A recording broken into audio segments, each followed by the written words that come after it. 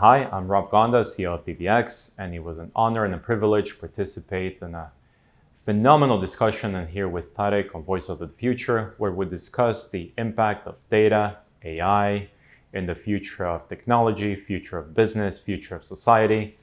And the beautiful takeaway was that AI or technology will not replace humans, it will not replace companies, it will not replace business, but business utilizing technology and business utilize AI will. So the takeaway is you need to embrace technology, not fight it, discover, be adaptable, be flexible, learn fast, iterate, and you'll be successful.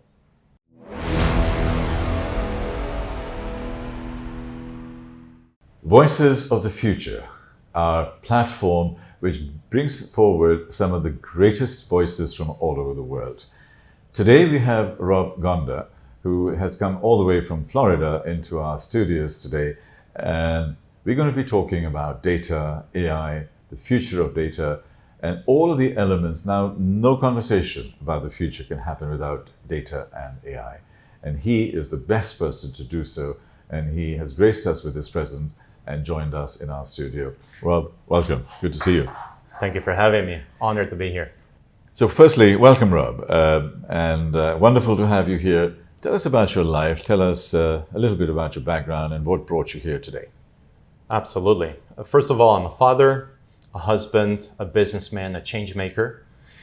And my entire life has been a collection of understanding technology, trends, and ultimately its impact to society, and figuring out how to connect the dots to create new businesses, new services, new products that will ultimately have an impact.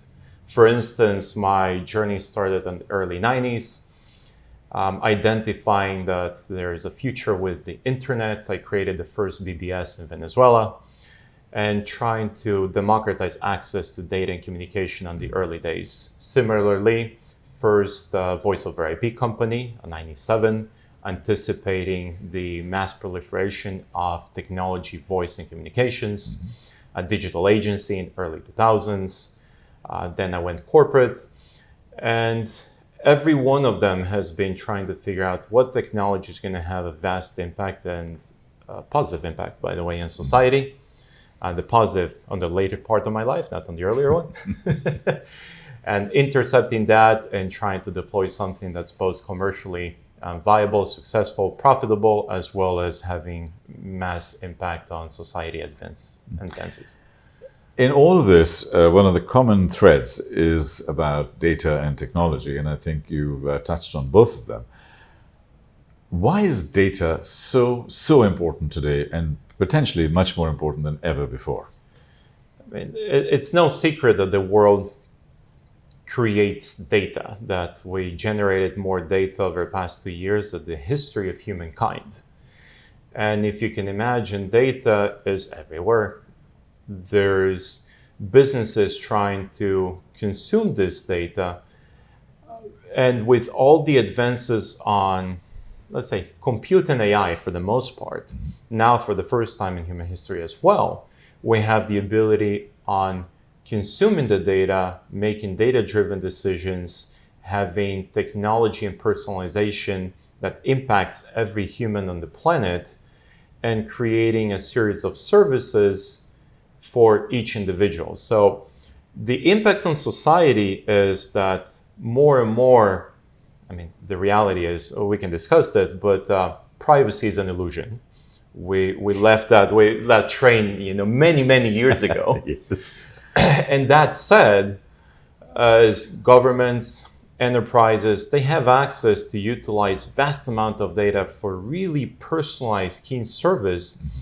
And if you look at that from the lens of not the evil enterprise, but the lens of value and utility, as a society, we have the ability to extract more value from every aspect of business, commerce, government, NGOs, and so on, which will improve our lives. But all this is getting more and more, it's complicated because of the vast sheer amount of data, privacy law, security, regulations. It's not an easy world. But those who master that will have the ability to exponentially drive value at scale. Yeah. So to me, data is an intangible asset. I mean, you're trying to hold it and trying to understand it. And I know that the 20th century companies are built around assets, the 21st century companies are built around information. 100%. And I think that's the fundamental shift that has happened, which is fundamentally transforming companies.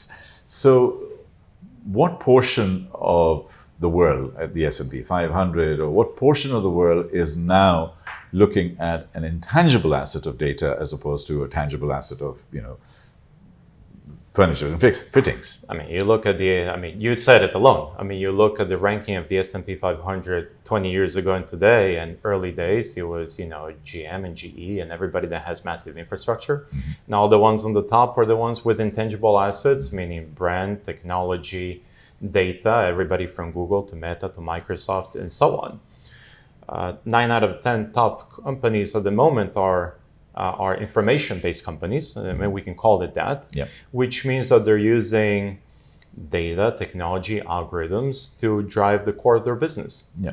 So apparently 20% of the S&P 500 is going to be an intangible data, $20 trillion total asset. So $4-5 trillion is now data-driven, and we are trying to capture a portion of that. So we'll get to that in a second. But looking at the big monster companies, the top 10 companies, my recent understanding and thesis is that there are not more than about 50 companies, obviously the obvious ones, the 10 big ones, another 30, 40, 50 companies, and the rest don't really know how to handle data and AI in its truest form. What are your thoughts on that? The fact that 50 companies in the world basically will drive the change in the world. That's funny because the technology is obviously a differentiator, and it allows companies to do more with less. Mm-hmm. And if you think about the gap that exists between everything, not just the technology companies, society as a whole, and we can jump into that topics, have and have nots. Even with that said, take the example, extreme poverty over the past, we almost eradicated extreme poverty in the globe, meaning over the past 100 years, poverty went from 80 to 90%, extreme poverty to less than 10%. Mm-hmm. Relative poverty has massively increased, meaning the gaps between the haves and the super haves is gigantic. And I think with technology and those who have the ability to invest and understand and deploy tech and AI and have the data, is going to enable them to accelerate their growth more than anybody else. So the reality is that you look at the obvious ones, what the obvious ones have at the moment is, at this very moment, it's an AI race, AI dominance. Why? Because it's going to enable them to gain productivity, to develop new products and services, to ultimately drive intelligence. And for me, a lot of it is in this word, intelligence. It's not the data itself. And it's not even AI. AI is just technology. Mm-hmm. Is what can that do for you? And if you have a superior intelligence to the rest of the race or the category, in this case, corporate, it gives you an unfair advantage to continue the growth. And the growth enables more capital to be deployed and more resource. And the most resource gives you more intelligence. And the gaps keeps widening. Yeah.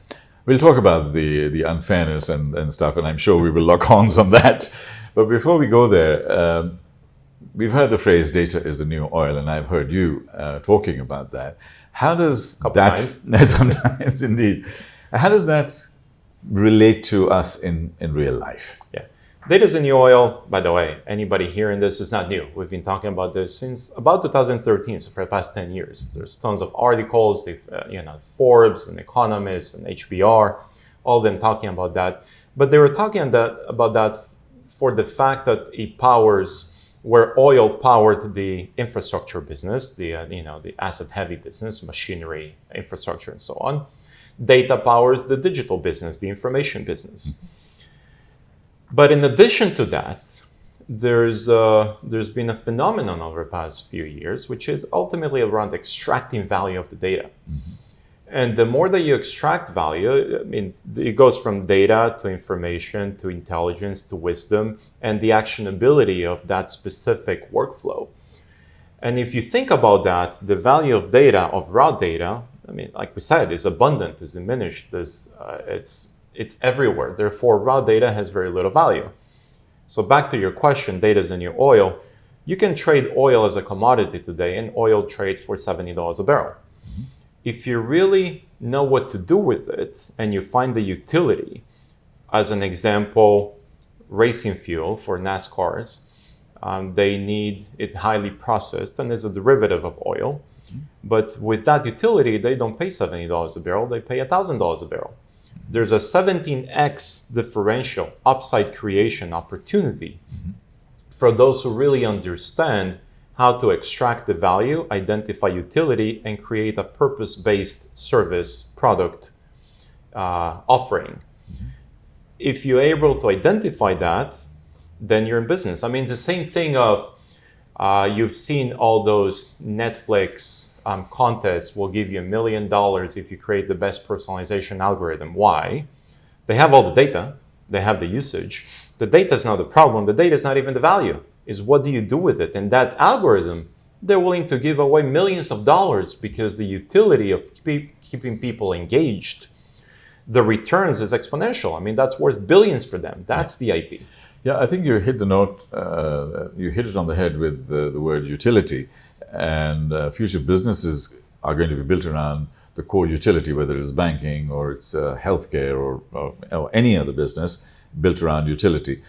What I see from your comment is the characteristics and the attributes of oil and data are very similar. What are your views on that? Like I said, 100%. It's a commodity that can be traded very cheaply and extracted very cheaply. There is 1 million data brokers out there whose sole purpose is to aggregate data, sell private data, the scandal with Cambridge Analytica, right? Data is proliferated and it's everywhere. And if you really want, you have access to the data. Now, companies can barely handle their own data. Some smartest companies, like you mentioned, are buying additional data. And if you go to Wall Street and you go to the smartest hedge funds and quant funds, they've been doing this for decades. Renaissance back in the 80s was built around aggregating data and trying to make predictive macroeconomic predictions based so they can long short specific commodities. They were gathering data around weather and climate and rainfall and seasoning and trying to predict whether Brazil is going to have a shortage of coffee so they can take financial economic advantage. That's not new. So some companies aggregating as much as they can is not new. And so how can, not just companies, but we'll keep using companies, how can companies identify what are the right data sources, how to get them, how to bring them in, how to manipulate and extract the value out of it so they can produce, well, a more profitable offering, business service capability, or produce impact at the societal or personal level. Back to your question, data is the new oil is not around the commodity, it is around the utility, it's around what you can do with it. You can buy as much as you can, but unless you know how to build that utility, that's where the upside is. So let me look at some of the trillion-dollar companies like Amazon. I'm an Amazon Prime customer. We all are, right? We all are. I don't know a single person who's not. Absolutely. So therefore, and I would say substantially a satisfied customer of Amazon. So they give me a service, which I'm delighted for. They give me an inexpensive product delivered to me, which I am delighted about. They offer me free shipping, which actually is not free, but because it's built into the price of the product that is being sold to me, but visibly it looks like free shipping. But what I find really offensive almost, and maybe this is an emotion. Here we go. At an emotional level is I am the product, and the fact that they have 100 million users in the US and the fact that they have the vast majority of users in this country and so on, this 100 million becomes the product, and everybody else is selling to this product. And whoever is buying the advertising space, and they are the ones who are going up in terms of the algorithm, and everybody else is down. So effectively, we become the product, we're sold to with the advertising, and we are beneficiaries in some ways, which I appreciate, and I know you're going to say that. But I find it uncomfortable that I am a product rather than a customer. I think that even the term "we are the product" was introduced by the media and influencers, and everybody latched onto it. Mm-hmm. I don't know how people really feel they're the product. So in general, my rule in society, or my rule for humanity, is that everything in life is a value exchange. Mm-hmm. And it's either a fair or unfair value exchange.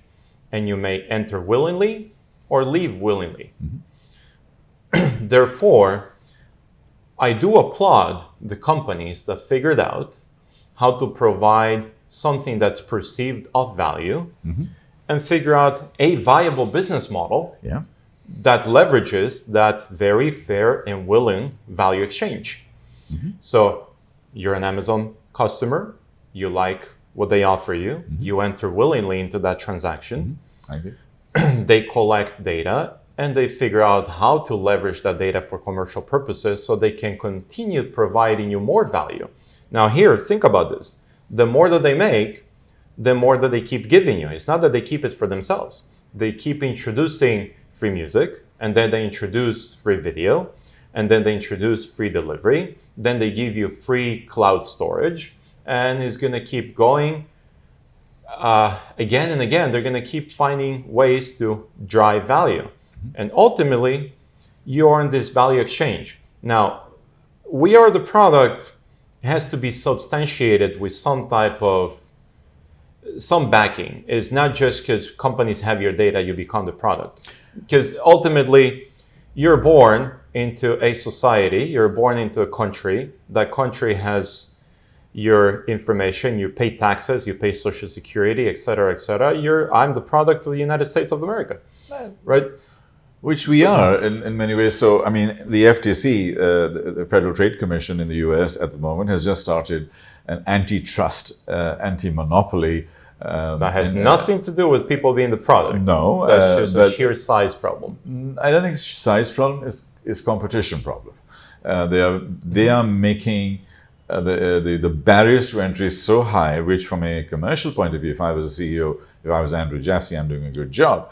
But if I'm a company that's trying to come up with new products and services and so on. You know what, my point of view on that, which is completely separate than we are the product, is that's only a problem if the company is taking advantage of their monopolistic nature. They absolutely are. Well, hold on. Who's the number one battery producer in the world? It's Amazon. It's not Duracell or Energizer anymore, because they had the data. But how are we suffering on that? Because the difference between traditional monopoly, like let's take the old Bell Enterprises, before the FTC got to break up into AT&T and everything else back in the 90s, mm-hmm. 9X and everything else. Yeah. Due to the status of monopoly, you take advantage and hijack the prices, and you raise prices because there's no competition, and you have the ability to maximize profit for your shareholders, mm-hmm. at the expense of the consumers, and the FTC is here to defend the best interest of the consumers. Mm-hmm.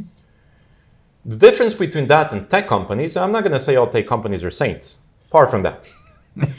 But the difference from that and tech companies is the tech companies keep, instead of raising the prices, they keep lowering the prices. So you take cloud computing, all the prices of the cloud there's a race to zero. You take cloud storage, race to zero. You take video and content on demand, race to zero. You take shipping and commerce, race to zero. Why are companies actually fear of Amazon? Is not because of their monopoly. It's because they can do the same thing the other companies do for less. and providing more value at a cheaper price. So and eliminating competition. But who benefits? Yes, we benefit, but elimination of competition also eliminates creativity, eliminates opportunity, But eliminates... that's not what the FTC is after. The FTC is after the benefit of the consumer and making sure that I get a fair value out of my exchange with a monopolistic company. If the monopolistic company keeps giving me a better value, the more that they grow, the more that I get, I don't think there's a case for antitrust over there. Well, that's what they're defending because, and I think that's where there is this two-sided coin as far as Amazon is concerned because... you think Amazon is not creative? Amazon's very creative. You think we're not seeing innovation because of their size and monopoly? They are extremely creative and we are seeing a lot of innovation, but there are a lot of other innovations we don't even know that are out there which never come up because they know they're going to hit a brick wall. Then it's not a good business model. Perhaps not yet, but if the opportunity hasn't been created, or rather, is not there, it's not a fair. We're in the world space. where it's coming up with innovation, taking it to market is cheaper than ever, and you know that. Yes. You know that any two guys in the garage can create a new company, new business, new tech. Yeah. I mean, we haven't even started talking about AI. Yeah. But which is our next topic. Which is in the topic, but even AI. Yeah. Actually, example that we heard last week. Let's quote Osama Fayyad, head of AI for Northeastern University, was giving an example of companies investing on large language models, such as ChatGPT and so on. That costs millions, tens of millions, hundreds of millions of dollars. Closer to a lot of the things that I play with is Bloomberg LLM, Bloomberg GPT. And Bloomberg, they haven't fully disclosed how much it cost them, but we know that they probably paid in the realm of neighborhood of $50 million to build a large language model, specifically on financial information that they can utilize internally. We also know that Xfinance was built on top of open source models, utilizing a whole bunch of open source data that outperforms Bloomberg and was built for $1,000. Now, where I'm going to is that anything out there, technologies are deflationary, which means it's always cheaper to do something with tech than it was a few years ago, and even a few months ago, even a few days ago, which is incredible. So if a company was able to build a large language model with financial data that outperforms Bloomberg for $1,000, there's no barriers to entry anymore.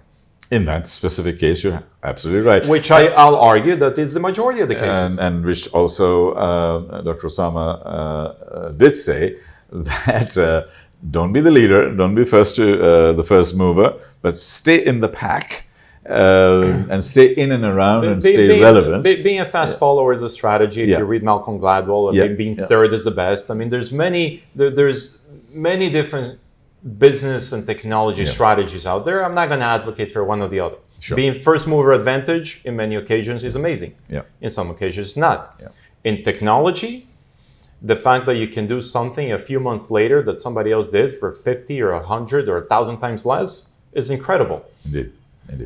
Let's change gears. All right. Every CEO, every chairman I come across, it's the same old question is, what's your AI strategy? And they want to know what is the AI strategy. I'm attending a board meeting tomorrow morning, and one of the key questions is, what's the company's AI strategy? My question to you is, AI is completely irrelevant. There's no data going in there. So actually, the question that most boards should be asking themselves is, what is my data strategy? Before we even talk about AI. What are your thoughts? True. And AI is a shiny object, and ChatGPT became the fastest growing application in history until the next one. But with that said, it's mainstream media now, and everybody is looking at that as on the peak of hyped expectations. Because we also know that everything that they think it doesn't do. Nonetheless, AI is on the top of every board meeting agenda. And you said it right. I don't think they shouldn't ask what's our AI strategy. They absolutely should. But they should ask what's our digital and data maturity, and are we ready to take advantage of any AI strategy that we put in place? And for most companies, that answer will be no, because most companies have been going for the past, almost 10 years on a path of digital transformation. Which is they're digitizing business, digitizing processes. I'm trying to leverage significant productivity gains. And for some, it has paid out. For some, it hasn't, by the way. But through all that, they optimize for a specific outcome. Now, that outcome is not conducive to AI, and it's not conducive to fully take advantage of data. As we mentioned at the beginning of the conversation, data has the ability to drive intelligence and massive business outcome and business performance. Business performance both internally in terms of productivity, enablement, automation. And companies have been going through that through RPA, robotic process automation, and a whole bunch of other initiatives. And also has the ability to optimize for innovation, new product development, business ideas, filling up gaps on the market and expanding to new horizons, new edge initiatives. But companies are still going through that maturity process, and for most, their data is not organized, their data is not well understood, their data is not governed. For a lot of them, they're afraid of it, by the way. Data is a liability, right? It's not a value enabler, it's a liability. So you talk to a CFO or a chief security officer or risk officer, and they're looking at what's their exposure, which means when is the FTC or any type of regulatory environment going to start knocking on our doors saying that we're violating some type of regulation, when we're going to have the next security breach. So most companies are implementing a lot of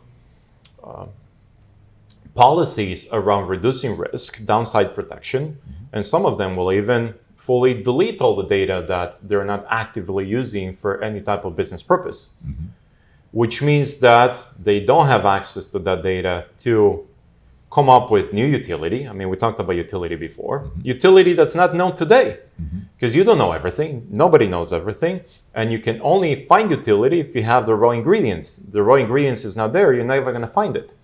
And more so, tech, AI, they need even more unrefined and raw data that businesses are either not capturing because they don't think it's relevant or necessary, or when they're capturing, they're rapidly deleting because it's unnecessary.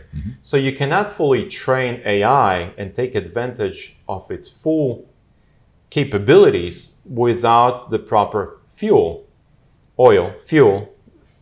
the AI models. So most businesses, they're asking about AI strategy. First, to your point, they need data strategy, and they don't even need a generic data strategy for 10 years ago.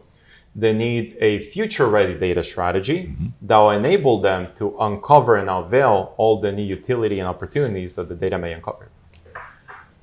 ChatGPT, it's almost now becoming yesterday's news, but it's still very, very topical. And it's only about 6 months old, which just shows the speed at which things are changing. I'll talk about how sentient it'll become and so on in the future. But today, for now, ChatGPT, the good, the bad, and the ugly. What are your top things that we need to be? We know what the good is and how best we can utilize it. What's bad, and what should we be scared of? Wow, loaded question. So the funny thing is, ChatGPT is 6 months old. The technology behind it is 3 years old. Correct. Which the learning there is that it's not just a technology, but it is the interface, is the user experience that ultimately drives adoption, not pure technology. And that's a gap that we have all over the world with techies, with Silicon Valley, is that there's a lot of technology being developed. And you're going to like this because the human aspect of it, the understanding of the adoption, the ethnographers, the anthropologists, the social engineering behind it doesn't exist. and therefore the adoption and impact to society is kept as an afterthought or doesn't never even exists, and therefore it fails to take off. That's a massive gap on value and business adoption. Now, all that said, the good, the bad, and the ugly of ChatGPT. The good, we proved that AI can reach mainstream. It can provide value and utility to hundreds of millions of people. And we can quantify its impact even on, let's say, output, which doesn't have to be work, by the way. It can be output for passion. It can be output for love. It can be output for hobby, or it can be output for business. And we proved that it can massively improve productivity of people. That's a good. The bad is that people are putting too much trust on the output that it can generate. And ChatGPT ultimately is not smart and is not sentient. It's a very clever technology that has studied an immense amount of data, and it's utilizing the data to predict what you may want to hear, which also means it's not creative.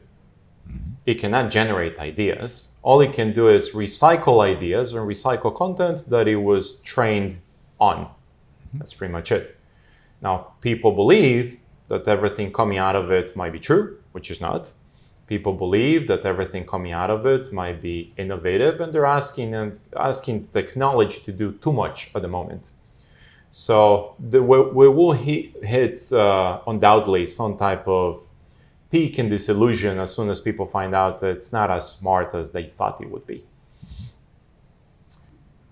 The ugly might be that there's so many people utilizing it and providing so much data, and all this data is being recorded and it's being utilized to update the models, which will allow some of the giants, in this case OpenAI, to really start understanding people at a much more meaningful, emotional level.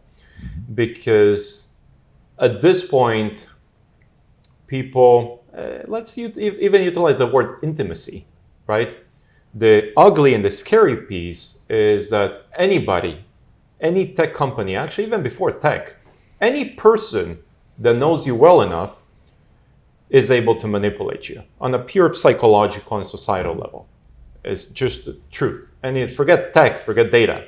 It's just, if I know every aspect of your person, your humanity, your personality, your past, your knowledge, your social circle, I'm able to utilize it and take advantage for anything that I want. And there's a whole bunch of social engineering, hacking, intelligent agencies being exploiting this for decades. Yeah. Now, if everything that I want to know is data and I have access to utilize it and compile it, then technically the bad players will be able to utilize it for mass societal manipulation. Right. Another thing that I discovered last week, actually, and that was, to my absolute delight, was human in the loop, HITL. So there is hope for us. And interestingly enough, the thesis or the fact is that behind Google and Meta and OpenAI and Amazon and all these, the learning that's going into ChatGPT, AI, any kind of AI interface, is a human interface, which is constantly adjusting, constantly checking, and constantly correcting. It's not sexy to talk about that because they want technology to be the front, and people get really sort of excited about that. But without those humans, ChatGPT is effectively, clumsy and ineffective. I don't know why you're happy about that. I'm very happy because I'm still relevant. For now, you're just teaching the technology to do more and more. You're providing technology a feedback loop to eliminate humans. So true, but you see, no. To your point, yeah, there's an expectation of what technology can do. Everything from the hyper relevant links that you get on Google search engine, to the personal recommendations that you get on Facebook and TikTok and Instagram, to the contextual awareness that ChatGPT may have. And a lot of it comes from feedback loops. Sometimes the feedback loops are from the end users. Sometimes the feedback loops are from an editorial team. Mm-hmm. And the reality is that we constantly need to provide the feedback loop to the machine for the machine to continuously optimize. Without a feedback loop, the machine will have no ability to learn. Sure. So with that said, yes, now people think Google is magical. People think that all these things are magical. And the reality is that there is a massive team of editorials constantly tweaking, refining, providing feedback, and so on. I do think, though, that the reliance on this editorial team, just like everything else, will gradually fade off over the years. My reason for being excited about that is that, again, I'm going old school here. There is an element of feedback, there's an element of judgment, there would be an element of fairness, there would be an element of equity, there would be hopefully some level of understanding and empathy of the context. And those things are really important for us when we receive information. Is it correct? Does it make the sense making is there? And the judgment factor is there. So I think that is what differentiates human beings today, hopefully tomorrow. But what I think you're right and you're wrong is you made a comment of I'm still relevant. You're not, if you think that the future of humanity is to provide feedback and help the machine, then your statement is completely off. I agree. Right? That's not our relevance. That's not our future. That's not what we exist. True. But I do think that there's a human and AI symbiosis in the future. We have to be mutually codependent. I think our reliance on technology will continue to increase. I mean, technology for the history of humanity allows humanity to do more with less. Sure. From the discovery of fire, to transportation, to the airplanes, to computing, it always allows us to do more with less. AI will continue to allow us to do more with less. And there's elements of humanity, such as emotions and sense-making, even creativity, that are going to be absolutely essential. And we have to figure out how to coexist and take advantage of AI to allow us to scale our purpose, our passion, our reason of existence. Let's have a little bit of fun. I'm already having fun. I'm glad you are. Even more fun. Over summer, I watched Mission Impossible, and it was a almost sentient machine called the Entity. Oh yes. And it was just literally gobbling up all sorts of data, and it was going rogue. And then obviously Tom Cruise does his running around and stuff like that. And I was watching the movie. I was saying, hang on, I've been saying this for the last few years, and Hollywood is now making it is democratizing it, is making that concept available to people. Fast forward 2 weeks later, I watched another movie, Art of Stone, which was Gal Gadot movie. I haven't watched that. And that's exactly the same thing. And interestingly enough, they call their sentient machine the heart, which actually is not. And they were talking about that, and it gets everything right 95% of the time. And the 5% of the time... So hold on, Hollywood gets everything right? No, the heart gets it right. Okay. Yeah. That machine that the sentient concept or platform that they had was you get 95% right. Now 5% getting wrong is a lot of people dying, a lot of things going wrong, and so there's how much there was dependence. And guess what?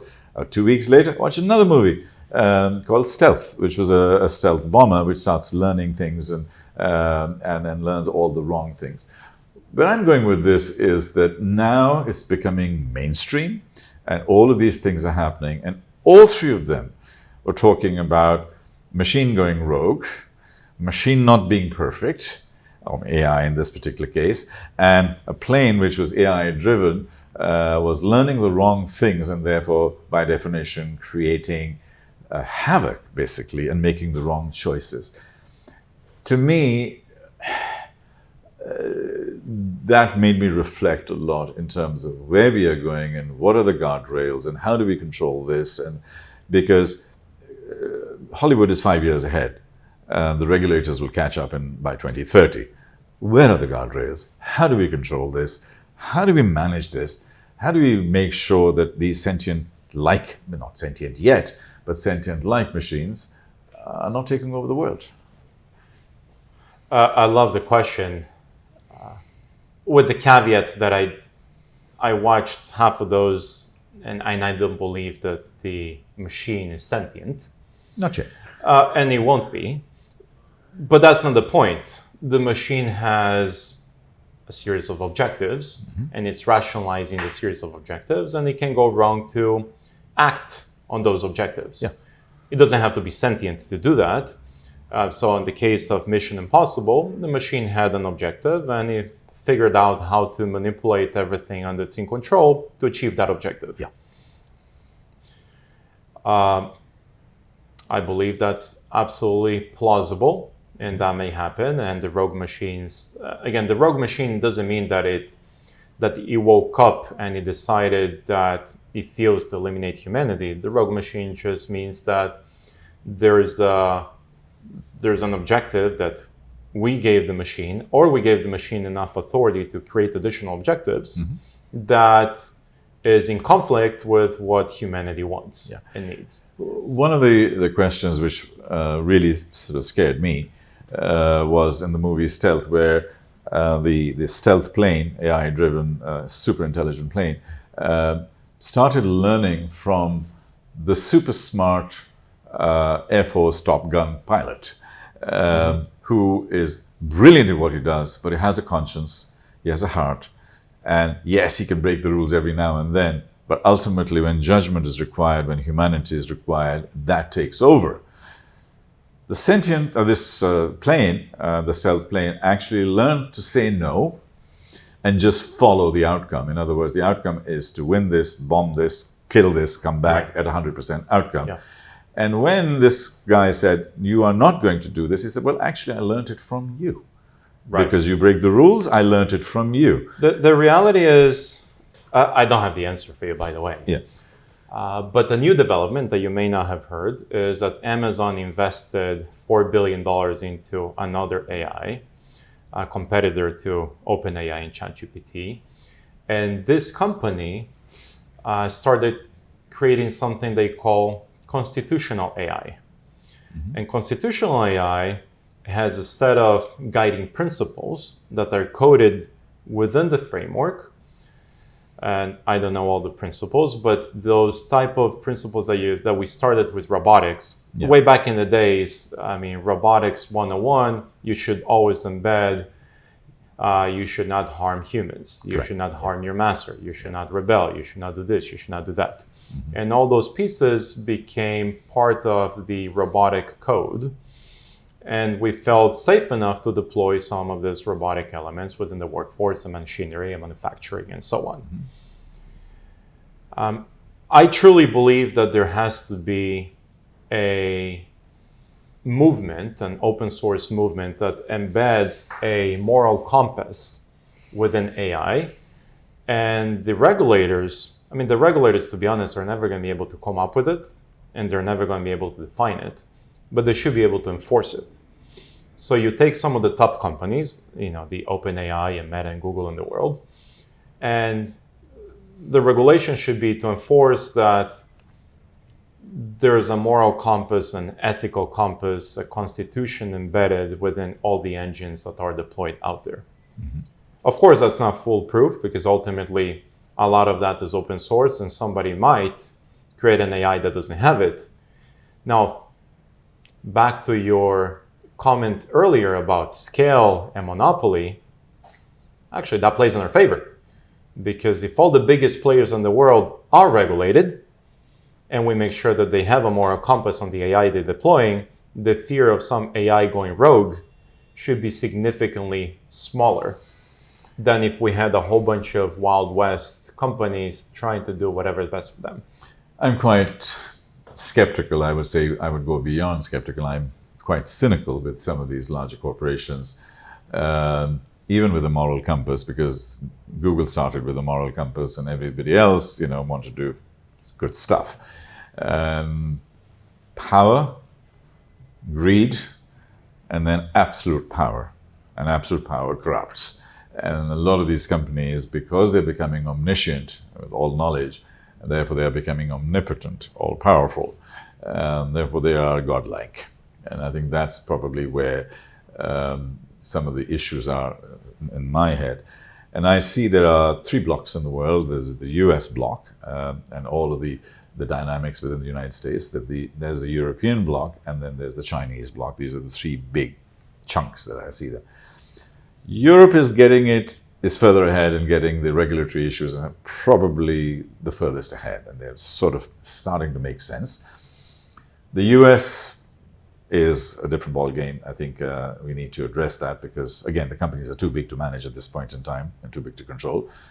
And China is a rogue environment, but it's really generating so much data that it's feeding AI and learning a lot and accelerating a lot. So that's dangerous. And my view is, and I was talking to Dr. Jerome Glenn on this one, and they have a global AI council being set up.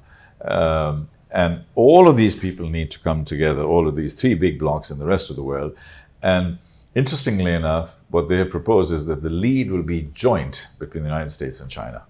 The 2 co-chair people of this particular community will be 1 American and 1 Chinese.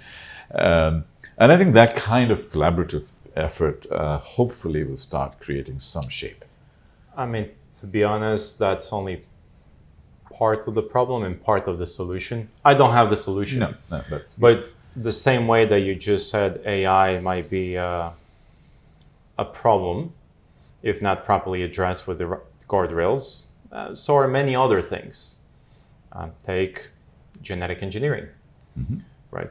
Same example, there's a whole bunch of regulations within the United States for human intervention, genetic engineering, cloning, super babies, and so on.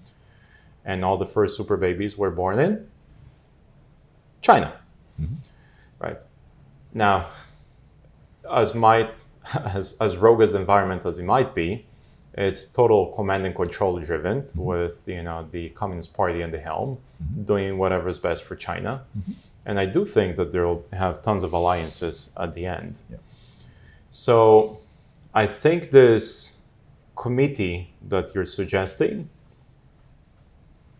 sounds interesting. I don't know how possible it is. And I think it has to address, disruptive technology as a whole, including things like AI, things like robotics, things like genetic engineering, because my view, just to plant a seed on your head, is that in a not so distant future, we're going to have a species bifurcation, which means that we'll have multiple types of humans living on this planet.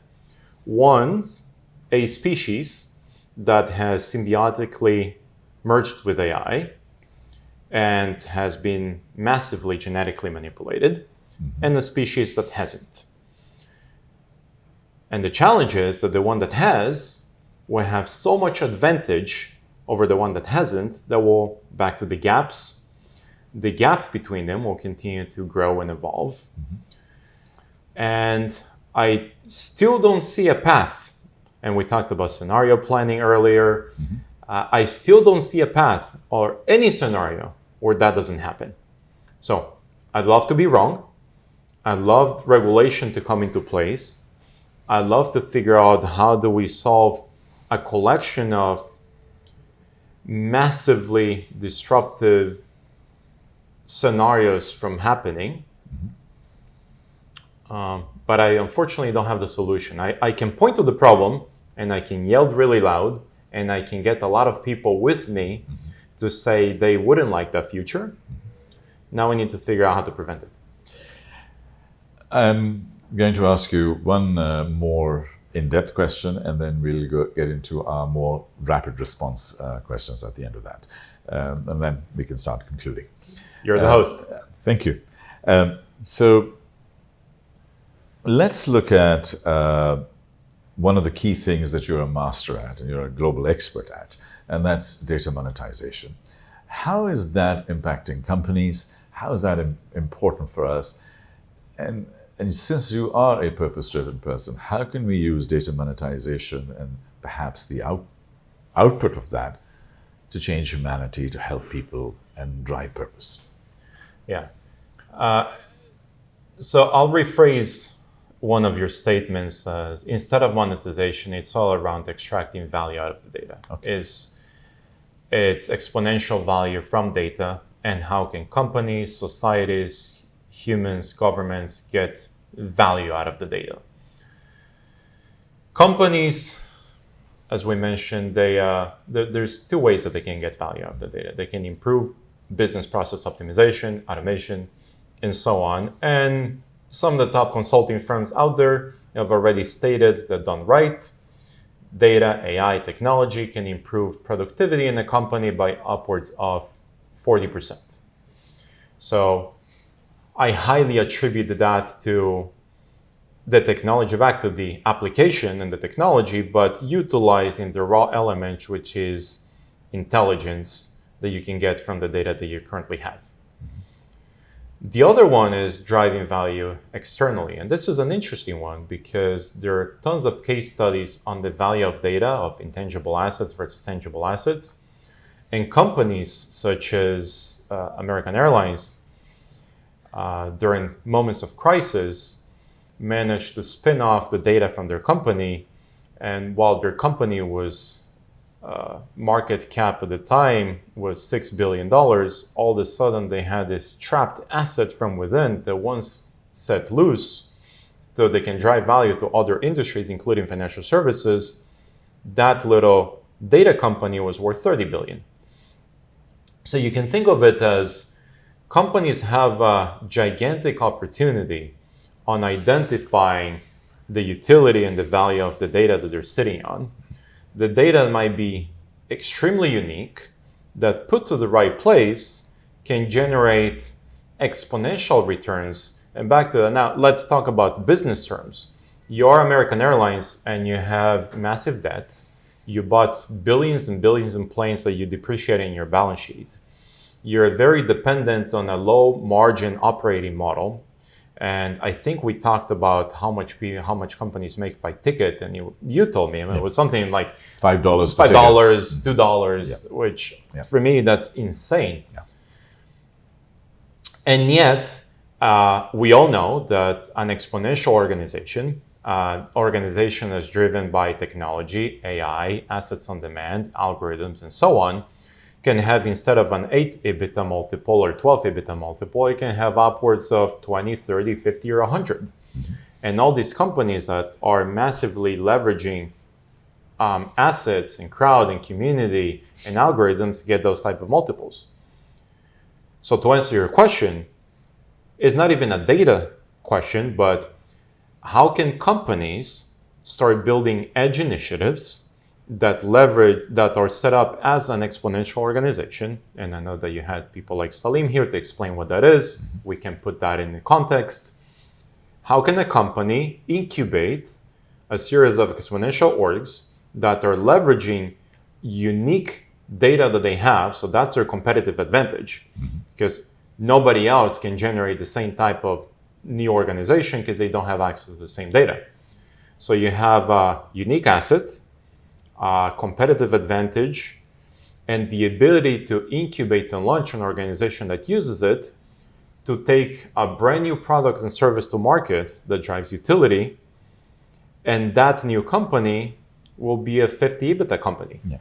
I mean, you mentioned American Airlines. Air Canada was saved twice by their loyalty program. Exactly. And they were going under in the loyalty program, basically. And that's without launching new and incubating new companies. That's just by the sheer value of the data. Yeah. Now imagine how much they could have done had they figured out how to launch a company that utilizes that data towards solving a new problem.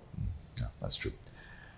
We are on Voices of the Future. We are talking to a great thought leader in data, analytics, generative AI, and all things future with Rob Gonda, who is the CEO of DDX out of Florida. And Rob is here talking to us and lending his voice into the future. And now we will ask him some really personal and direct questions, and I hope we will get some quick responses and answers to help us to really project ourselves into the future. All right, Rob. new framework. Let's go. Go. Is AI going to replace humans? No. Okay. Is AI Those are going the type of questions. yes, exactly that type of question.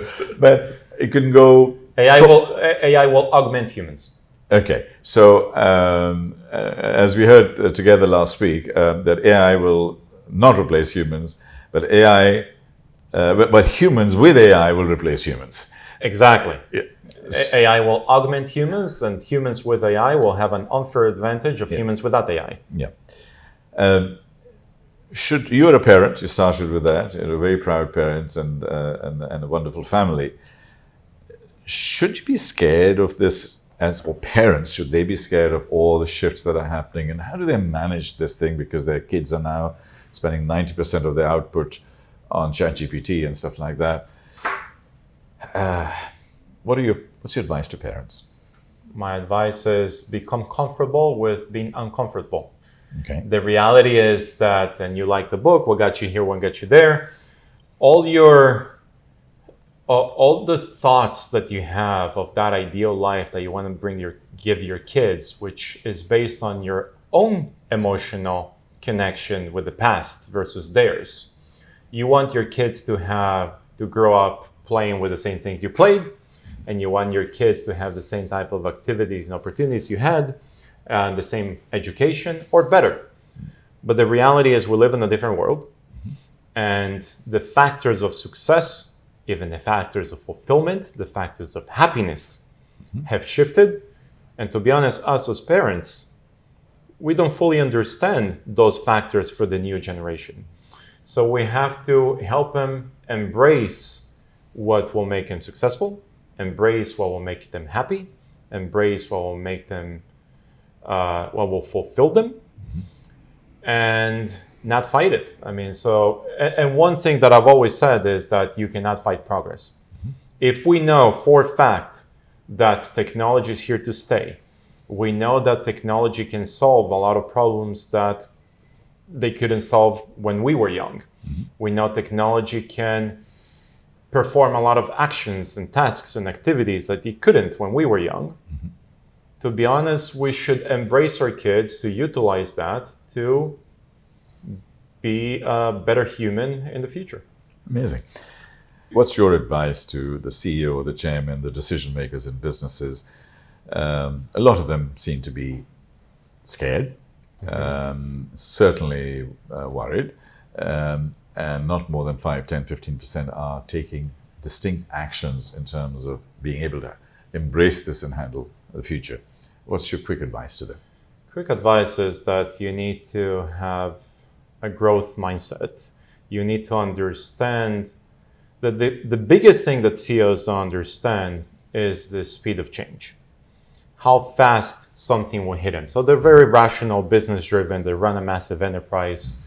Technology is here to stay. To your point, how's AI going to impact my business? Should I be scared of AI or not? What should I be doing to implement or not implement it? Are my competitors going to implement it? The same comment that you just made. Will AI replace my humanity? No. AI plus human will. Same applies for companies. And it's not just AI specific. Will another company replace my company if they have no differentiator? No. A company with better technology will. So it's not that you have to be scared, it's that you have to really understand the speed of change. You have to understand how to embrace and adopt it. The biggest piece that still haven't been solved, the biggest challenge of digital transformation is transforming the humans on the organization. It's not the technology, it's not the process, it's the human change. And technology is changing faster than humans' ability to adapt, which may require you to think about different structures, different business models, And again, all these things are extremely uncomfortable, naturally uncomfortable to CEOs. So what you have to do is experiment, learn, value among anything else is value your ability to adapt, and how you measure it could change by industry, by company, but your quotient of adaptability and your speed of learning. You need to get those two right, otherwise you will not exist in the future. So speed of learning is trying something new, iterating, failing fast, failing forward. You've heard a lot of these terms in Silicon Valley. The big companies don't do. They don't experiment. They don't have the edge projects. You absolutely must be experimenting, having those initiatives, because your core business will cease to exist. And even when you heard and you've quoted, and I've quoted, 50%, a large percentage of the Fortune companies will cease to exist. They'll cease to exist as they are today. Somebody else will replace them, a new company, a company that hasn't been invented yet.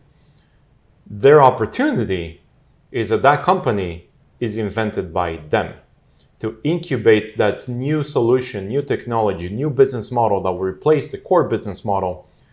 The reality, they're better positioned with more resources, with more access, with more clients, with more capital than any of the new startups. So there's zero reason why anybody should disrupt them, but not them. If you don't disrupt yourself, somebody else is going to come in to do it anyway, so might as well do that. A metaphorical final question. If you were to put a message in a bottle and throw it in the Arabian Gulf, the Persian Gulf here, and your kids are visiting for 5-10 years from now, what will that message read? The message read, we really tried. Okay. On that philosophical note, Rob, we really tried, we're giving a voice to the future. I'm deeply grateful for you to be here, share so candidly a lot of your thoughts and helping us to look into the future. Thank you very much indeed. Thank you for having me. Real pleasure. Good to Cheers. see you. And that was Rob Gonda on Voices of the Future, talking about data, AI, and purpose-driven future.